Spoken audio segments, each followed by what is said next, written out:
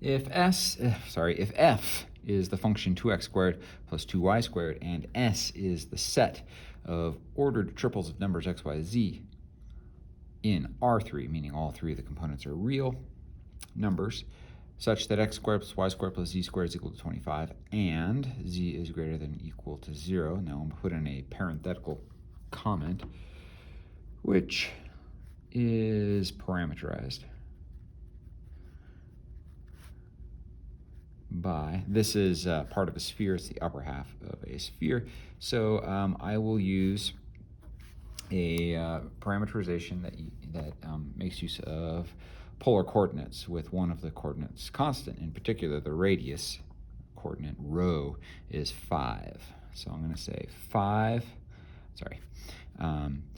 r of theta and phi is, first component, 5 sine phi cosine theta, 5 sine phi sine theta, 5 cosine theta. And I need to say what the domain of that is on. Now, theta should go all the way around a circle, 0 to 2 pi.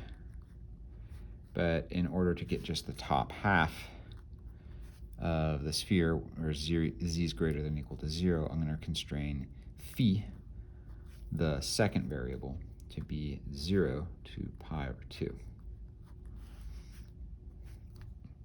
So if f is this and s is that, then the integral of f over s dA. Your book and my math lab like to put a ds right there for an infinitesimal piece of the surface, I think. But of course, it is not a piece of the geometric object, but a property of the geometric object you should be using. Area is a property of a geometric object, just like you have a property, the surface area of you. That's a property of you, it's not you. So a piece of you is a different thing than a piece of the area of you. So I argue that this should be dA. At any rate, is, now using this parameterization, we're going to substitute in these things for x and y. So kind of the purpose of theta and these two components, this should be cosine phi. Sorry about that. The purpose of theta and those two components is to make it so that the sum of these, the square of these two components is by the Pythagorean identity involving cosine squared plus sine squared. So what you'll get is 2 times, factoring out the 2 from there, x squared plus y squared is 5 squared sine phi squared. The cosine theta squared plus sine theta squared will vanish. And then what is dA? So you can calculate this using the cross product of the partial derivatives of this parameterization.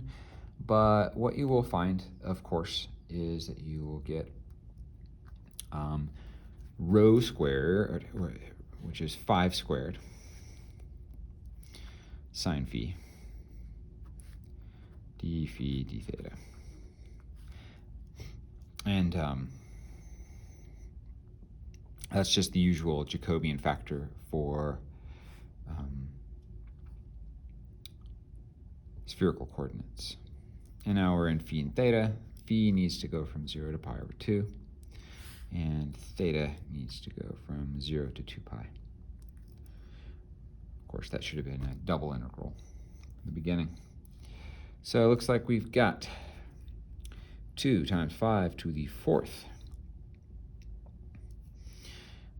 And then the integral over theta will just give us a 2 pi. So 4 pi times 5 to the 4th. Then we've got an integral from 0 to pi over 2 of sine to the 3rd phi, d phi. This is 4 pi times 5 to the 4th. And it rolls 0 to pi over 2. Remember, you peel off one of the signs, and then the sign squared that's left you write as 1 minus cosine. The reason you do that is so you can make a u substitution.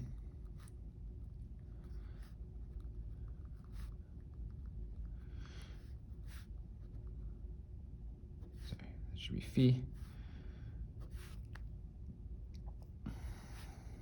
Okay, so we have a 4 pi integral 5 to the 4th, rather, 5 to the 4th. Integral of, now, we get a minus sign, 1 minus u squared du.